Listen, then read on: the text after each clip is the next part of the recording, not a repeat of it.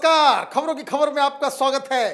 पाकिस्तान का selected prime minister Imran Khan कुर्सी को जाता देख मोदी मोदी चिल्ला रहा है, ऐसी ऐसी अनर्गल बातें कर रहा है जो पाकिस्तान के भविष्य के लिए बड़ा खतरनाक होने वाला है। ये वैसा खिलाड़ी है जो खुद तो डूब ही रहा है, पाकिस्तान को भी डुबाने का पूरा इंतजाम कर चुका है। आज 3-4 ऐसी ऐसी खबरें आई है जिसे आप सुनेंगे तो आपको समझ में आएगा कि ये ड्रामा इमरान खान आखिर कर क्यों रहा है और इसकी जो कुर्सी 1 साल पहले जा रही है उसकी सबसे असली वजह क्या है। सबसे पहली चीज, आज सवेरे सवेरे इनके फवाद चौधरी मंत्री, बड़बोले मंत्री, उन्होंने ट्वीट किया इमरान खान की जान को खतरा है, उनको असैसिनेट कराया जा सकता है। ये अचानक से सिंपैथी लेने की कोशिश क्यों की जा रही है? वो इसलिए की जा रही है क्योंकि कल 40 मिनट का भाषण इमरान खान ने दिया। इमरान खान ने इसमें साफ साफ कहा कि विदेशी ताकतें पाकिस्तान में हमारी सरकार को गिराने की साजिश कर रही है।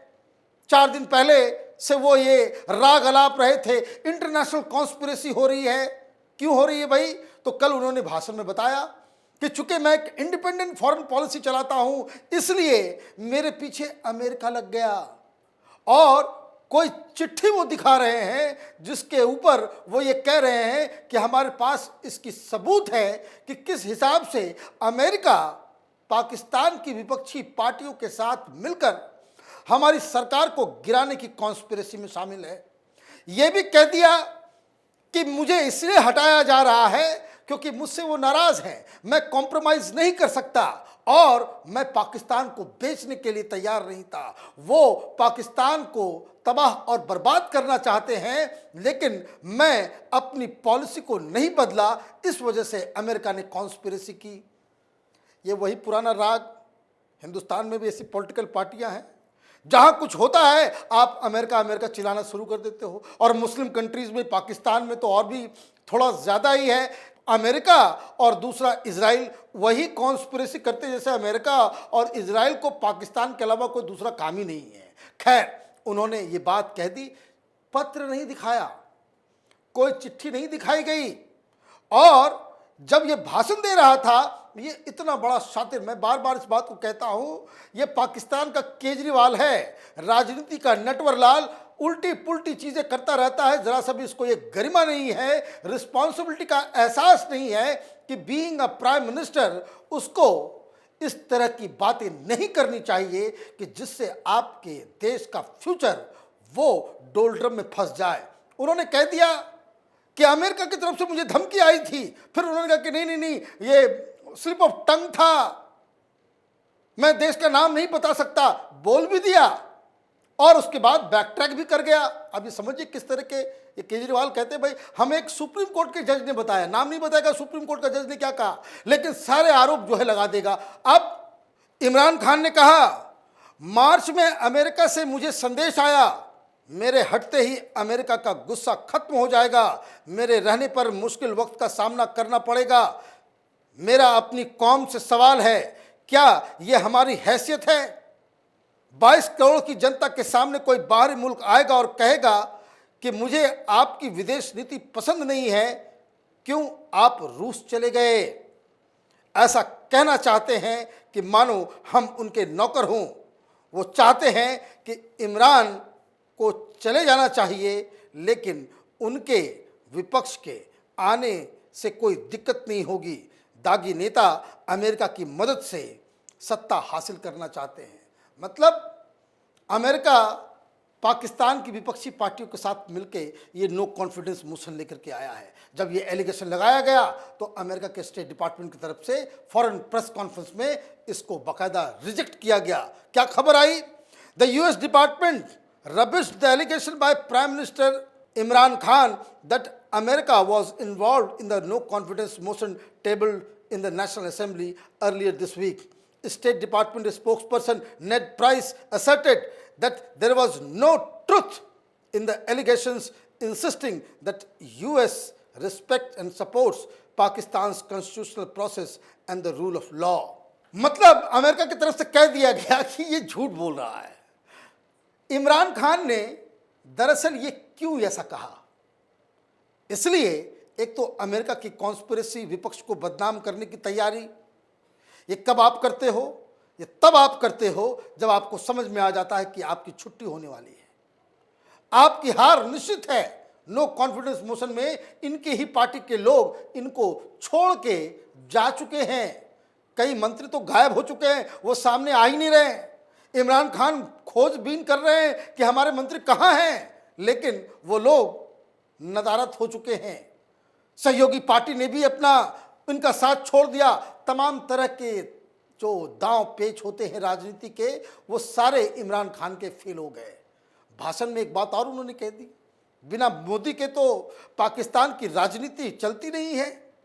उन्होंने कहा कि नवाज शरीफ नेपाल में प्रधानमंत्री से चुपके चुपके मिलते हैं, और ये इसलिए क्योंकि नवाज शरीफ अपनी सेना से डर के, कि सेना को मालूम न चले, पाकिस्तानी आर्मी को मालूम न चले, और उसके बावजूद वो मोदी से चुपके चुपके मिलते थे। और मज़ेदार बात यह है कि इसमें इस हकीकत को, इस चीज़ को बताने के लिए कि ये सच है, इसके लिए देश की एक पत्रकार है बरखा दत्त, उसका भी नाम लिया कि उसने अपनी किताब में लिखा कि किस तरीके से नवाज शरीफ और मोदी चोरी चोरी चुपके चुपके मुलाकात करते थे नेपाल के अंदर।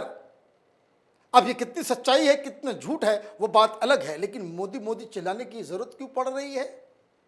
एक तो एंटी अमेरिका आपने उठा दिया मसला, विपक्ष को अमेरिका का एजेंट बता दिया। दूसरी तरफ वहां की जो सबसे बड़ी विपक्षी पार्टी है पीएमएल, वो नवाज शरीफ को आपने मोदी का यार बता दिया। ये जो दो प्लैंक है, इसी दो प्लैंक पे इमरान खान ने पिछली बार चुनाव से पहले अपनी राजनीति की थी।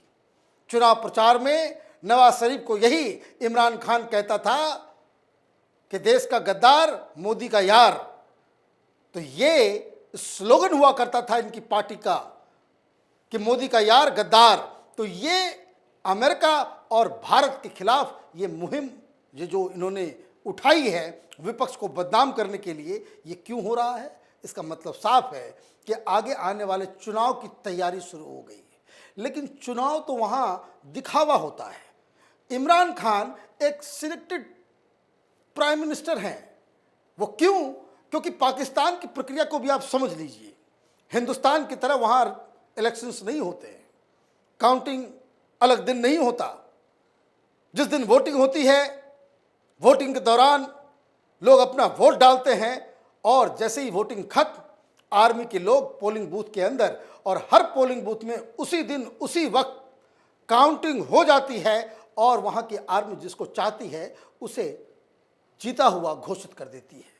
और अब तक जो खबर आ रही है कि बाजवा इमरान खान से नाराज हैं। किस बात के लिए नाराज हैं, आगे मैं आपको बताने जा रहा हूं। वो दो वजह जिसकी वजह से इमरान खान की कुर्सी जा रही है। पिछली बार आर्मी के वरद हस्त की वजह से, क्योंकि आर्मी ने सपोर्ट किया, अचानक से काउंटिंग में सारे लोग जो है इमरान खान को आपने जिता दिया, लेकिन फिर भी बहुमत नहीं दिलाई। अपने आर्मी ने इस चीज को अपने हाथ में, अपने कमान में रखा कि इमरान खान तानाशाह की तरह शासन न चलाने शुरू कर दे। अब दो इशू आए। एक, बाजवा साहब वो रिटायर हो रहे हैं नवंबर में, और बाजवा की तरफ से बार बार ये रिक्वेस्ट, ये संदेशा दिया गया कि बाजवा के टर्म को आप एक्सटेंड कर दो।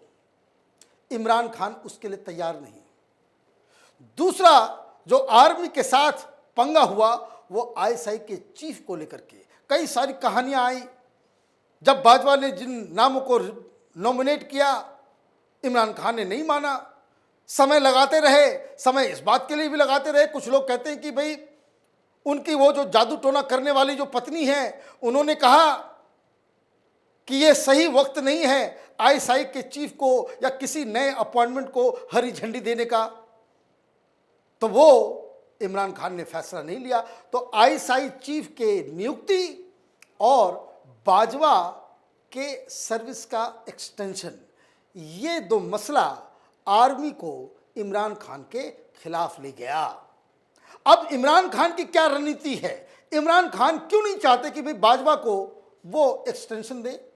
उसकी वजह यह है कि उनका एक चहेता जो फॉर्मर आईएसआई का चीफ है, वो उसके जरिए इमरान खान 2023 का चुनाव जीतना चाहते हैं। उनका नाम है जनरल फैज हामिद।